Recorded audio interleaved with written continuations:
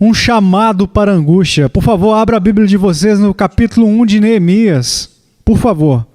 Neemias, capítulo 1. E, por favor, deixe aberto aí no colo de vocês durante a minha mensagem esta noite.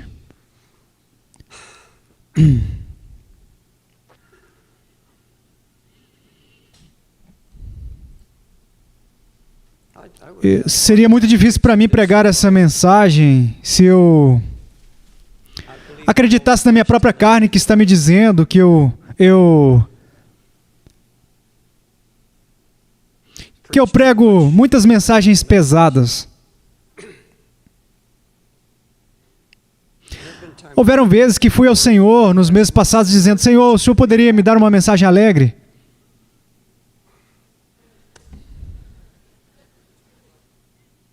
Não posso.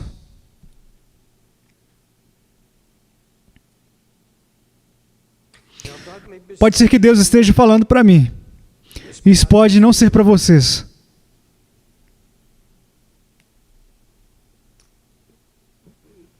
Mas isso é um chamado para a angústia.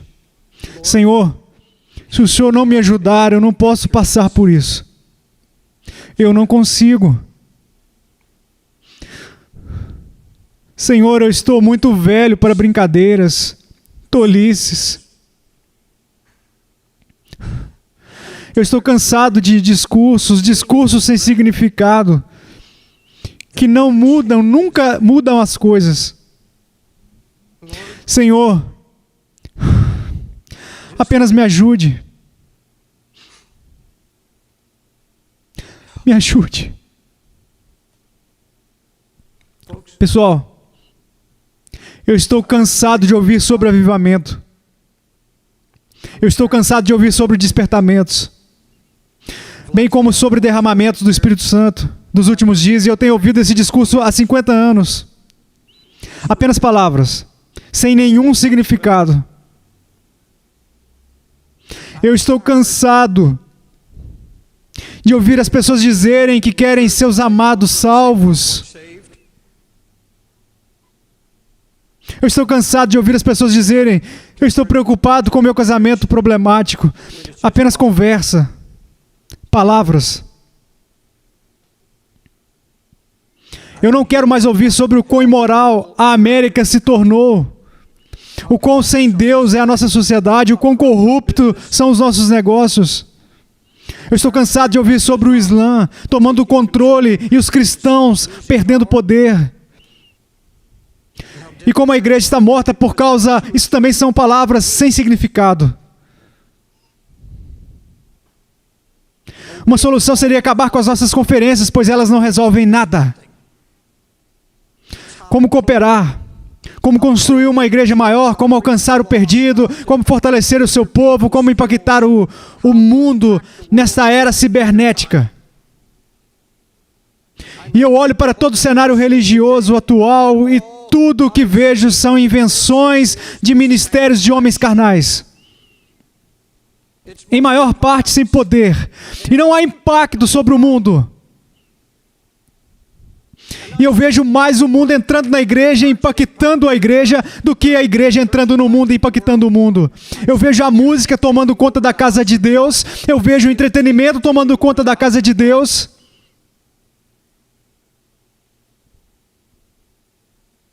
Uma obsessão com o entretenimento na casa de Deus e um ódio à correção, um ódio à repreensão. Ninguém mais quer dar ouvidos mais. Me diga, quantas igrejas você visitou recentemente? Quantas igrejas que você conhece ou que você adentrou, que o Espírito Santo estava tão presente que todos os seus pecados foram trazidos diante da sua face? A amável graça de Deus? Qual foi a última vez que você esteve em uma igreja e que você viu jovens sobre tanta convicção porque o povo de Deus esteve diante da sua face? E havia preocupação e agonia, que os jovens se prostravam e clamavam a Deus, pois o espírito de convicção desceu do céu sobre eles. Quantas igrejas que você já esteve recentemente em que você ouviu as palavras, que elas queimaram sua alma e você soube que vinha do céu, você soube que vinha do coração de Deus. Eu espero que você a ouça aqui.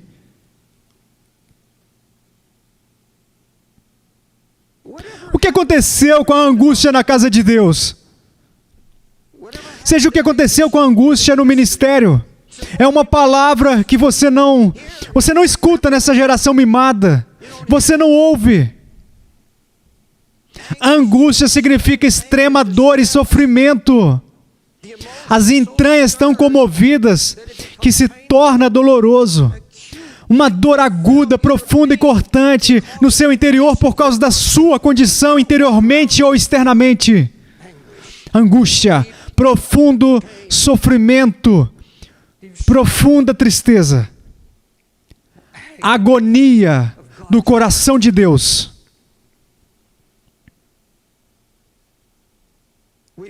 Estamos ligados a nossos discursos religiosos e conversas sobre avivamento, mas nós nos tornamos tão passivos. Nossos autonomeados despertamentos duram tão pouco tempo. Então, quando pequenos avivamentos e despertamentos vêm da mão de Deus, eles duram tão pouco e naqueles momentos prometemos a Deus que nunca mais retornaremos à nossa passividade, mas não demora muito, semanas, talvez meses, e voltamos, e então nós dormimos na mesma passividade e de quando começamos. Falo da minha experiência. E nós dizemos dessa vez: Senhor, toca-me de maneira que eu não seja mais o mesmo pelo resto da minha vida. E isso é como fogo de artifício. Muito barulho, estrondo e depois acaba.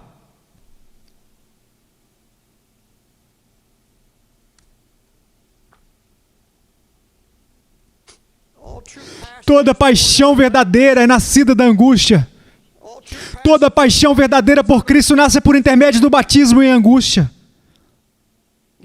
Você busca nas Escrituras e descobre que quando Deus intentava recuperar uma situação em ruínas, Ele procurava um homem de oração e o mergulhava nas águas da angústia, para que ele pudesse compartilhar sua angústia.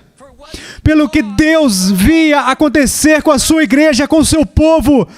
Então, ele achava um homem de oração, então ele batizava aquele homem em angústia.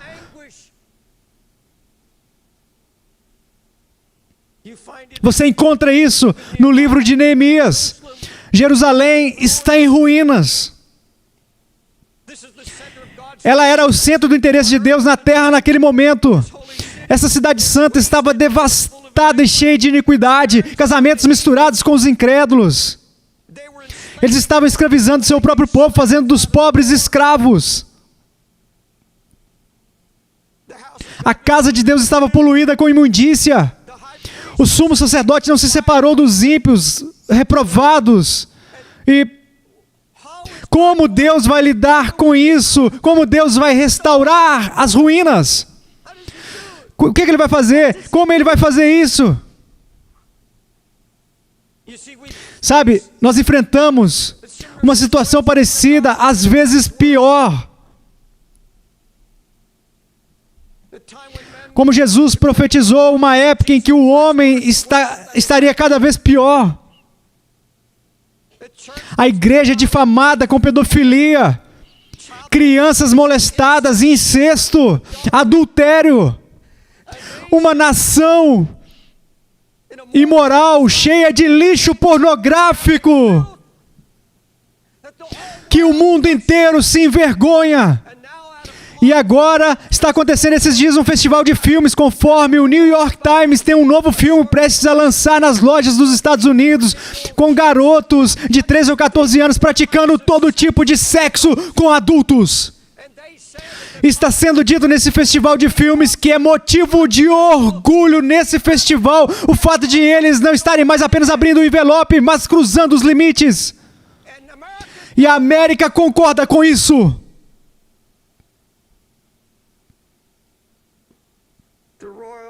Arruinada, caos moral e ainda dividindo a casa de Deus.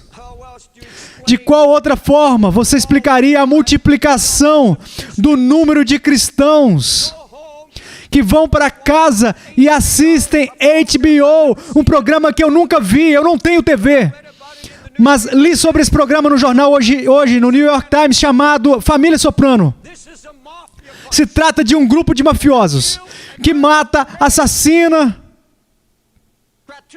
sexo, traição, mentiras, máfia. E nós temos milhões de cristãos agora nos Estados Unidos se juntando para falar sobre o próximo episódio. E estão viciados nisso. Viciados. Alguns de vocês me escutando agora, se trata de seu programa favorito. Não riam. Se trata de vida ou morte.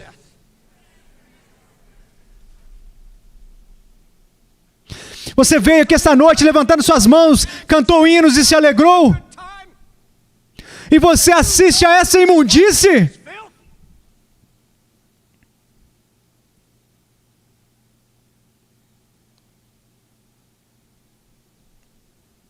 Eu acredito no amor de Deus. Eu tenho pregado sobre misericórdia, graça e o amor da sua aliança. Eu tenho pregado da bondade e do grande sofrimento de Cristo. Mas multidões hoje em dia estão saturadas com suas mensagens de que está tudo ok. Temos pessoas hoje em dia que estão transformando a graça de Deus em lascívia. Nos tornamos como os filhos de Israel, que disse as palavras certas. Mas eis o que Deus disse: eu ouvi as palavras deste povo, que eles te disseram. Em tudo falaram bem, quem dera que eles tivessem tal coração que me temesse e guardasse todos os meus mandamentos todos os dias, para que bem lhes fosse a eles e a seus filhos para sempre. Oh sim, você tem as palavras certas, você canta as canções corretas, mas seu coração não está correto. Neemias, versículo 1 ao 3, as palavras de Neemias, filho de Acalias, no mês de Quisleu, no ano 20º, estando eu na cidade de Suzã, veio Anani, um de meus irmãos, com alguns de Judá. Então lhes perguntei pelos judeus que escaparam e que não foram levados para o exílio e acerca de Jerusalém. Disseram-me os restantes que não foram levados para o exílio e se acham lá na província, estão em grande miséria e desprezo. Os muros de Jerusalém estão derribados e as suas portas queimadas. Tendo eu ouvido essas palavras, eu sentei-me e chorei, e lamentei por alguns dias, e estive jejuando e orando perante o Deus dos céus. Foi a palavra, foi a delegação da cidade de Jerusalém arruinada, a vinda de Neemias, e ele dizia: Jerusalém está arruinada, os muros caíram, há ruínas, grandes ruínas. Sim, são com certeza homens de Deus, bons homens. Eles não tinham ideia de como Deus iria lidar com essa situação, como Ele faria para trazer a recuperação. Não tinham ideia do que Deus faria. Não tinham ideia, vinham de destruição, desespero, não havia esperança. Versículo 4. Tendo eu ouvido essas palavras, sentei-me, chorei e lamentei por alguns dias, estive jejuando e orando perante o Deus dos céus. Perceba, Deus achou um homem de oração, Ele o leva às águas do batismo de angústia. Este homem mergulha em angústia. E no versículo 6, eu oro todo dia e faço confissões pelos pecados dos filhos de Israel, os quais temos cometido contra ti, pois eu e a casa de meu pai temos pecado. Neemias não era um pregador, ele tinha uma profissão, ele era copeiro do rei. Ele estava em uma posição confortável, estava na realeza, ele estava realizado. Ele era um homem de oração. E Deus encontrou um homem que não tinha simplesmente um momento de emoção, não era apenas uma preocupação repentina que depois morria. Você precisa entender, eu quebrantei Eu fui quebrantado, eu chorei, eu estive de luto, eu jejuei. E depois eu comecei a orar dia e noite. Quando eu ouço, eu chorei. Porque esses outros homens, supostos homens de Deus, que eram homens de Deus, pois logo em seguida seus nomes foram dados como importantes na cidade, porque eles não tinham uma resposta, porque Deus não os usou na restauração, porque eles não tinham uma palavra, porque não havia qualquer sinal de angústia, nenhuma lamentação, nenhuma palavra de oração, só ruínas. Era só o que se via. É importante para você, é importante, de alguma maneira, que a Jerusalém espiritual de Deus, a igreja, está casada hoje em dia com o mundo. Existe tanta frieza varrendo a terra. Tantas pessoas que eu conheço, antigos amigos meus que eu vejo por um momento, maridos e esposas com tanta passividade, indo às igrejas onde podem encontrar mensagens suaves, não querendo mais ouvir qualquer coisa sobre a ira ou sobre correção. Alguns amigos próximos, eu vejo eles caindo a propósito em crises e tudo mais.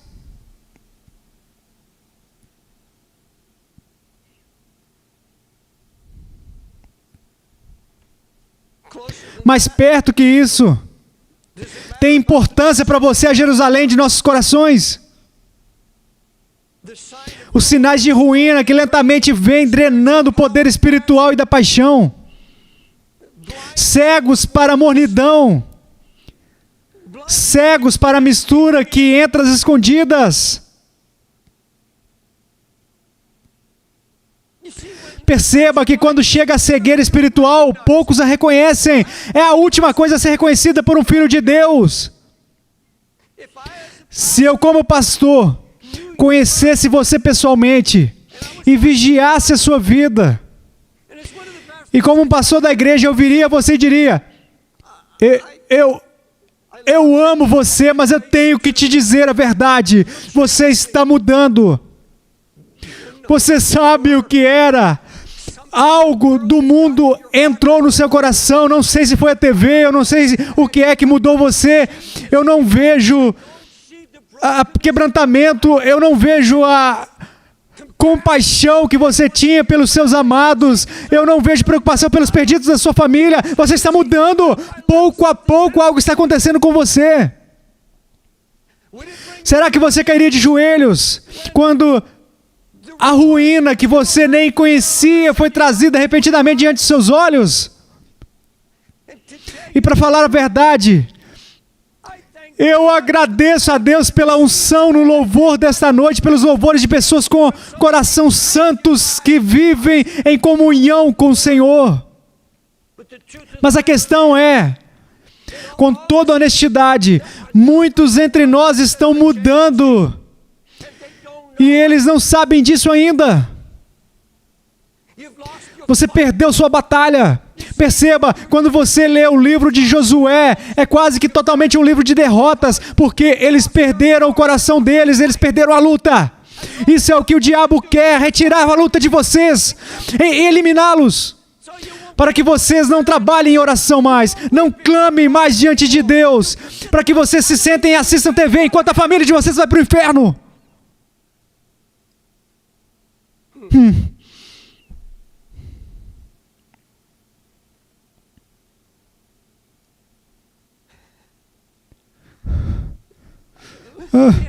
Me permita fazer a vocês uma pergunta. O que eu acabei de dizer convenceu vocês? Você deixou essas coisas entrarem uma após a outra? Quando um pastor te diz: ei, eu não sei quem você é, mas o Espírito Santo está falando comigo, você está mudando. Pouco a pouco você está perdendo o amor de Deus, o amor de Cristo. Pouco a pouco essas coisas estão abrindo brechas. Pessoal, por que vocês pensam que o pastor de vocês clama contra a TV? Vocês pensam que é por prazer carnal?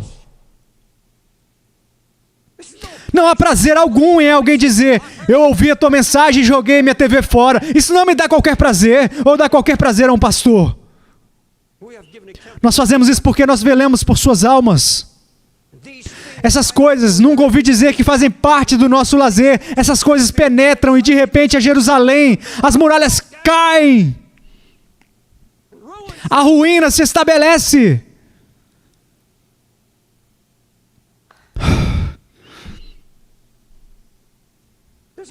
Te importa o fato de que os seus amados que estão perdidos estão morrendo e que estamos cada vez mais perto do fim? Isso te preocupa pelo menos um pouquinho? Que eles podem morrer e ir para o inferno? Ainda que você ame a Cristo. Onde está a angústia? Onde estão as lágrimas? Onde está o lamento? Onde está o jejum? Muitos de vocês oram em jejum, quebrantam diante do Senhor. Mas eu estou falando do corpo de Jesus Cristo de uma maneira geral.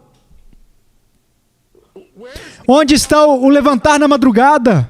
Ele diz: dia e noite eu comecei a orar.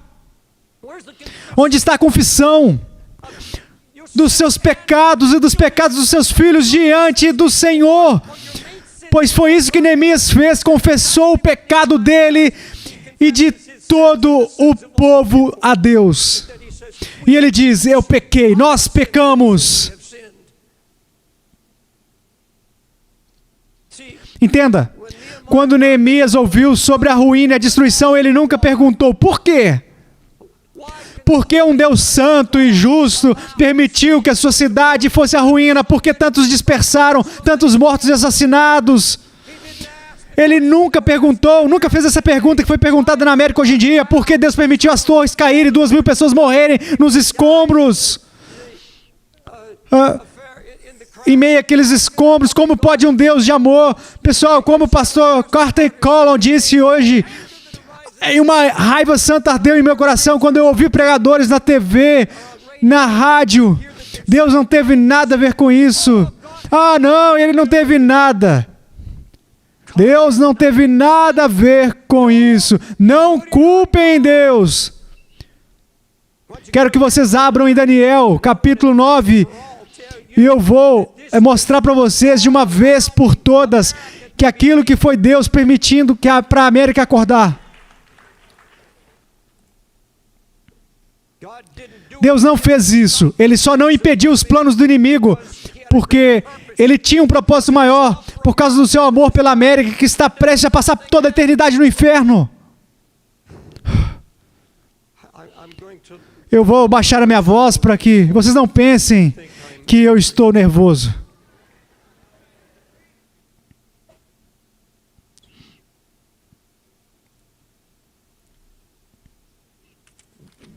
Daniel, capítulo 9, versículo 5. Começando a lendo: temos pecado e cometido iniquidades, procedemos pervertamente. Podemos dizer isso a respeito da América? E fomos rebeldes, apartando-nos dos teus mandamentos e dos teus juízos.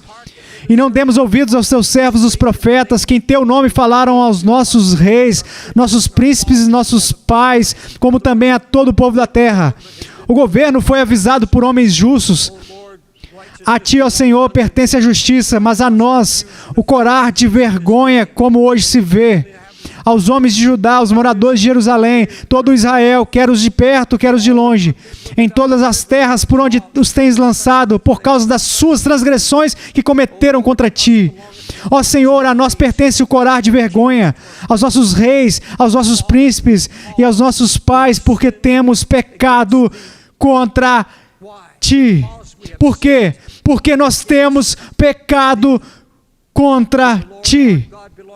Ao Senhor nosso Deus pertence a misericórdia e o perdão, pois nos temos rebelado contra Ele. Não obedecemos à voz do Senhor nosso Deus para andarmos nas suas leis, que nos deu por intermédio de seus servos, os profetas. Sim, todo Israel transgrediu a tua lei, desviando-os para não obedecer a tua voz. Por isso, a maldição E as imprecações que estão escritas na lei de Moisés, servo de Deus, se derramaram sobre nós, porque nós temos pecado contra ti. Ele confirmou a sua palavra, que falou contra nós e contra os nossos juízes que nos julgavam, e fez vir sobre nós grande mal, porquanto nunca debaixo de todo o céu aconteceu o que se deu em Jerusalém.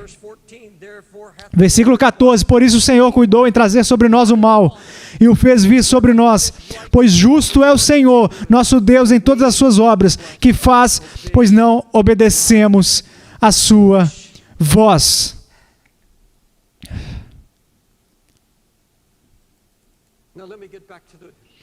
Então, me permite voltar à minha mensagem. Existe uma grande diferença entre agonia e preocupação. Eu vou explicar. Preocupação é algo que você tem muito interesse. Você se interessa em um projeto, ou uma causa, ou uma preocupação, ou uma necessidade. Algo que toma toda a sua atenção e normalmente vem por intermédio de estímulo emocional. Olha, você poderia ouvir, como nós ouvimos na noite passada, sobre o sul da África e todas as centenas de milhares de pessoas morrendo de AIDS e as crianças. Então você ouve algo como que ouvimos da irmã Wilda, que milhares de crianças estão morrendo em Kolkata, Índia. Daí você se sente tocado por tudo isso e fica emocionado e fica muito preocupado. Mas, pessoal, existe uma diferença entre preocupação e angústia. Porque você se liga a uma causa, fica empolgado com ela, monta um projeto, você fala sobre ela, torna a causa conhecida, divulga ela e mantém essa causa, organiza ela. Investe esforço. Mas deixa eu dizer a vocês algo que eu aprendi por todos os anos que eu preguei. Se não for nascido em angústia, se não for nascido pelo Espírito Santo, quando você viu e ouviu sobre a ruína que o levou aos joelhos e te levou a um batismo de angústia, onde você começou a orar e buscar a Deus. Pessoal, essa igreja nasceu da angústia. 6 meses de angústia, lágrimas, de uma cidade caipira pequena na Pensilvânia, onde um pastor de uma igreja pequena clamava: ó Senhor, Senhor, eu estou vazio, eu estou seco, se isso é o Espírito Santo, então eu não quero mais. Tal desespero. Semanas e semanas clamando pelo nome do Senhor, confessando o meu vazio e a sequidão. Então finalmente saí pelas ruas da cidade fazendo campanhas, próximo à rua 42. Vi pessoas vendendo um tipo de heroína mortal, o tipo mais forte. Eles diziam: eu tenho da boa, vai até matar você. Eu me lembro de perder o controle, não me importando com aquela multidão que passava, e eu me sentei em um hidrante próximo ao prédio e eu chorei. Eu estava em angústia. Eu estava em angústia 4 quadras dali. Eu estava na Broadway, chorando, lamentando e derramando lágrimas. Eu não procurava um ministério. Eu não queria construir uma igreja. Eu estava sentindo a dor de Deus por uma cidade perdida. Era a mesma agonia que eu sentira anos antes, quando nasceu o Ministério Desafio Jovem. E eu nunca tive nenhuma coisa notável de Deus em meus 50 anos que não tenha nascido em angústia. Nunca! Nunca! Caso contrário, é tudo obras da carne. Carne. E pessoal, eu viajei por todo mundo, ouvi a queixa de pastores mortos e vazios, completamente mortos e vazios, alguns tratando suas esposas como animais. E eu ouvia: eu não oro por meses, eu estou há 6 meses sem orar. Eu sei que os sermões não serão suficientes. Eu sei que eles não serão. Eu sei que as revelações não serão suficientes. Alianças não serão, agora eu sei. Oh meu Deus, eu sei. Até eu estar em agonia. Até eu estar em agonia a respeito disso. Estarei simplesmente pregando sermões. Ah, Deus. Pregando sermões. E eu disse, não, é tarde demais, não tenho mais tanto tempo.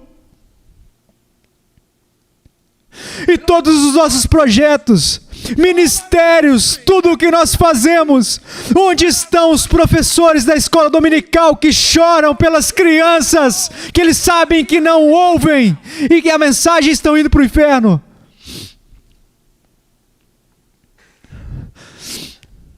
Por onde eu vou, sempre aparece alguém com um projeto, um plano ou um sonho. Só isso, queridos. Ninguém vem a mim quebrantando. Ninguém vem a mim depois de horas de jejum e oração e lamento. Nem um coração quebrantado. Eu estou cansado disso. Eu estou cansado disso.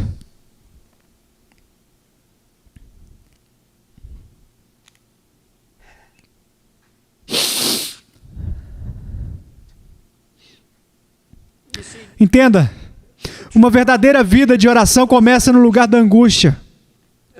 Um lugar onde decisões vitais são tomadas. Entenda, se você colocar o seu coração para a oração, Deus virá e compartilhará seu coração com você.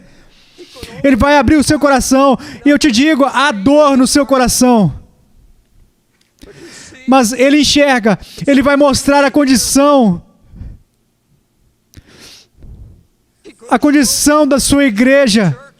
Ele vai te mostrar a condição do seu próprio coração e Ele vai te fazer uma pergunta. O que isso significa para você? Isso te importa?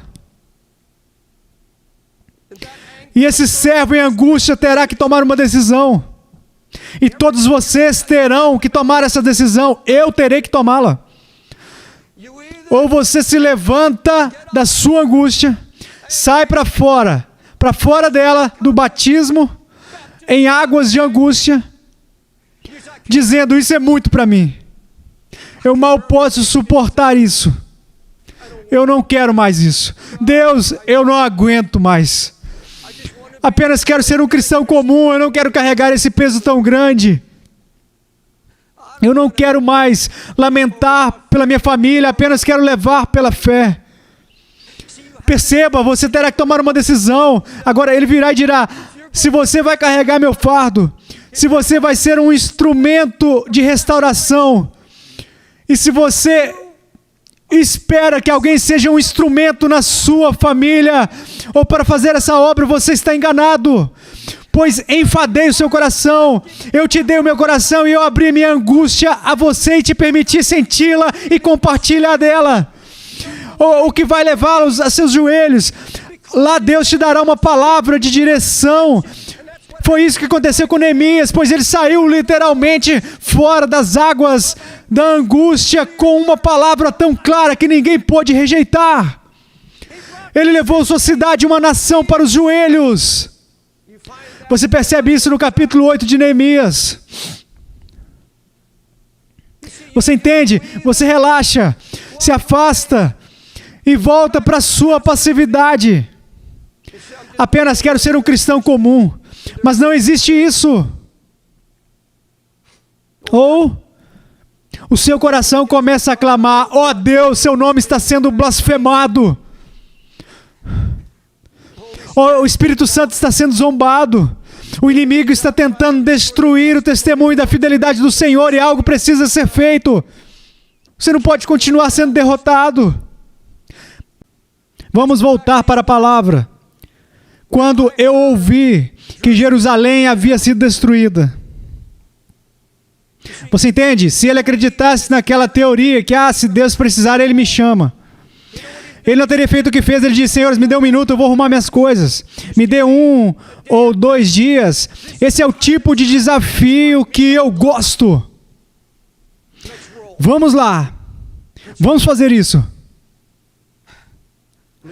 Sem angústia, sem jejum, sem oração, sem quebrantamento, façamos isso. Nada teria sido feito. As muralhas não teriam sido reconstruídas.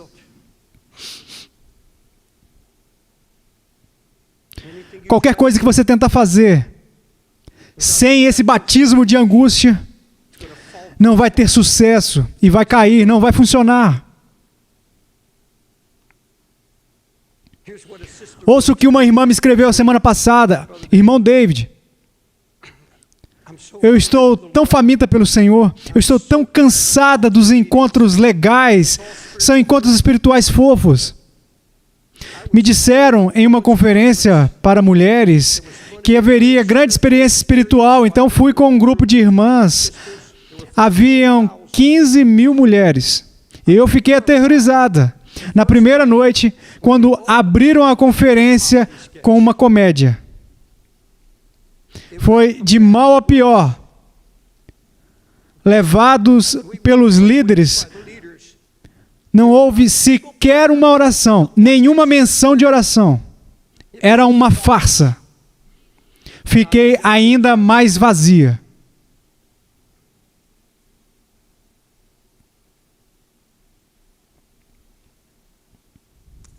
O profeta Amós clamou contra aqueles que estavam descansando em Sião, comendo, cantando suas músicas, mas não estavam aflitos pela ruína de José.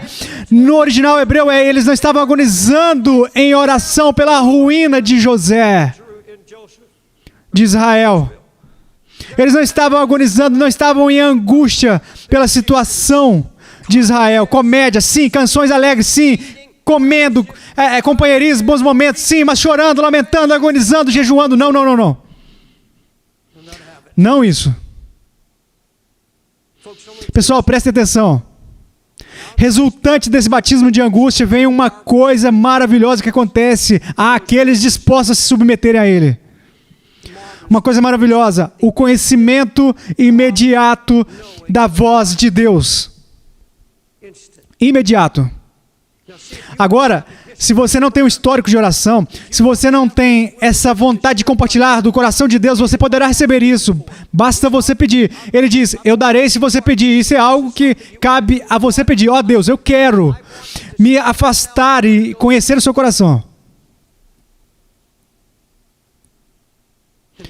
E quando você começar a buscar a sua face, e você permitir a Ele quebrantar você e te moer, você entra em comunhão com Deus.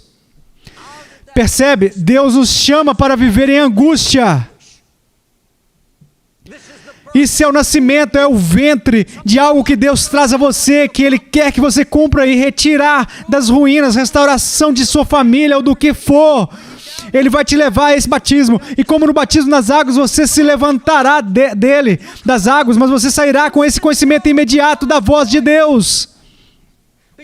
Pois veja, Neemias, ele orava, ele jejuava, lamentava e deixou uma marca na sua cidade. E fez com que o rei notasse que ele era um copeiro. E depois, quando ele leva o vinho ao rei, o rei diz, por que você está abatido? Por que o seu semblante está triste? Neemias não teve tempo de elevar o seu coração a Deus. Ele não teve tempo. Então ele não foi e disse, me dê 3 dias para jejuar e orar e pronto. Não, ele tinha uma palavra imediata. Porque o semblante triste de Neemias, ele disse, então temi sobremaneira. Então orei ao nosso Deus e disse ao rei. Em outras palavras, uma resposta imediata de Deus, uma direção imediata. Conhecer a voz de Deus.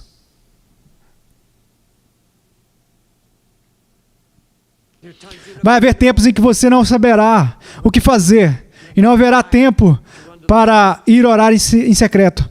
Você terá que ouvir a sua voz. Este é o caminho para conseguir a direção imediata. Aquele que foi um resultado glorioso do batismo na angústia.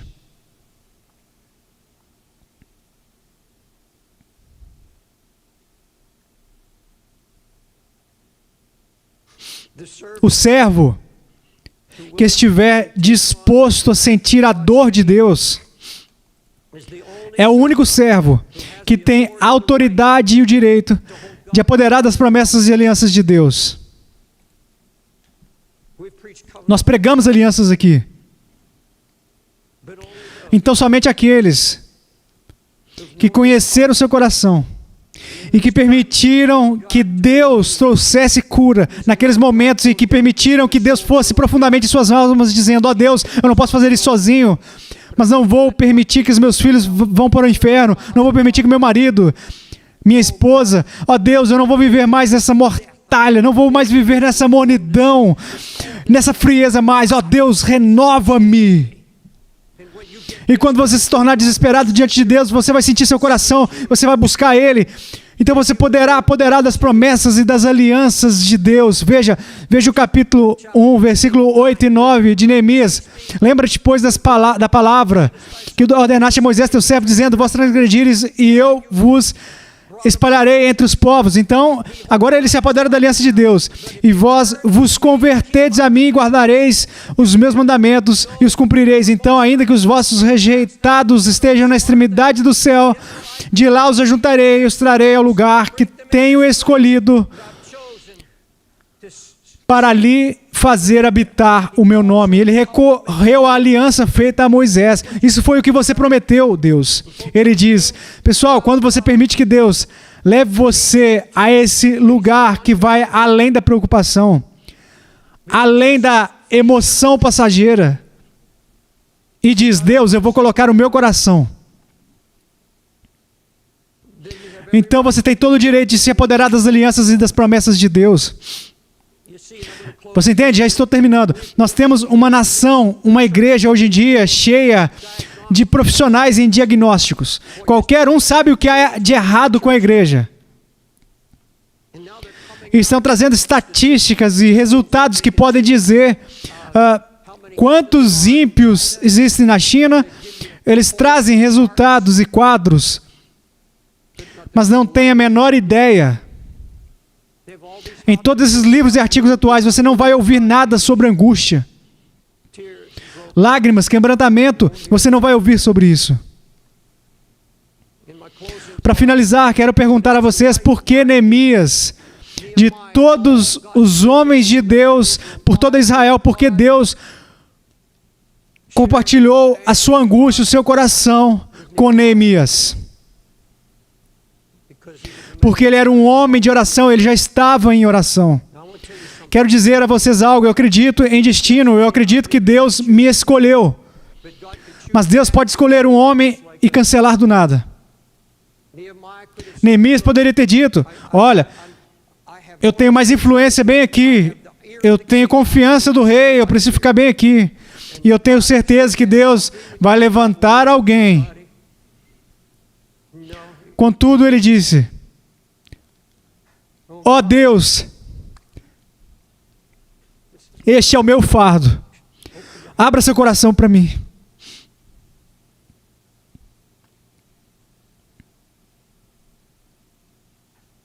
Agora eu sei que vai ser preciso mais do que pregação, mais do que qualquer revelação.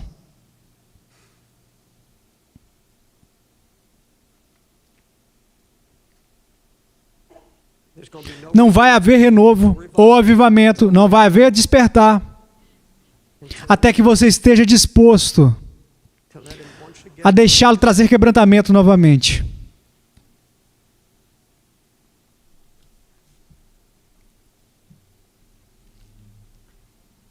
Eu não sei o porquê, mas eu sei que algo está por vir. Os outros pastores já compartilharam com vocês o que eles sentem sobre os tempos difíceis que estão por vir, que não vem somente do púlpito, mas também de políticos ao redor do mundo.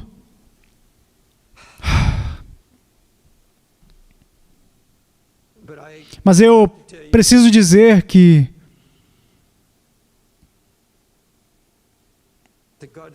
Deus está me chamando primeiramente para um batismo de angústia. Eu não sei agora o motivo, a razão, Mas eu disse a Deus que não vou. Eu tenho que ir a uma conferência de pastores em maio, na Escócia, País de Gales e Irlanda, e depois ministrar ao redor do mundo. Eu vou cerca de 2 ou 3 vezes por ano, mas eu disse para Deus que eu não iria mais. Eu não vou a um novo encontro até que eu conheça a sua angústia por pastores. Eu não posso ir só porque é necessário, ou porque eu combinei e aceitei.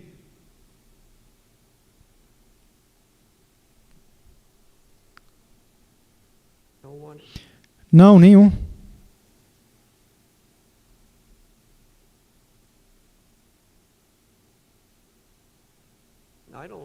Eu não...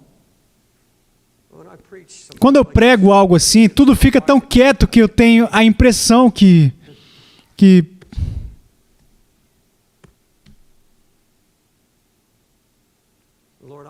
Senhor, eu quero as pessoas felizes.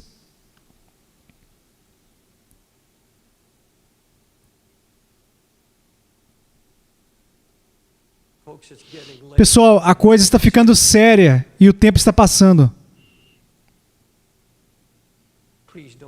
Por favor, não me diga. Não me diga que você está preocupado. Não me diga que você quer seus amados salvos quando você passa horas em frente da TV e da internet. Vamos lá.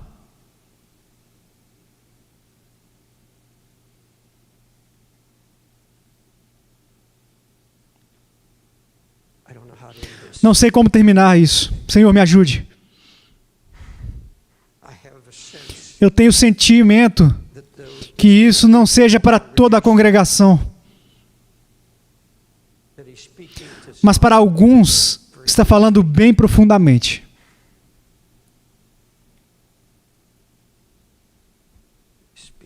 Falando com seu coração como está falando ao meu.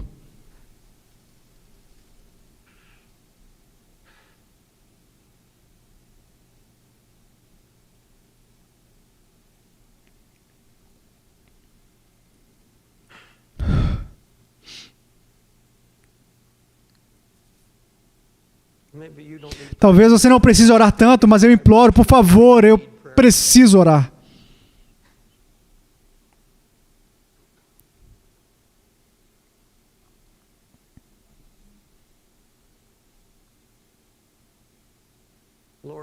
Senhor, eu apenas orarei, não sei mais o que fazer, eu preguei o que o Senhor colocou no meu coração, mas não sei como terminar. O Senhor termina.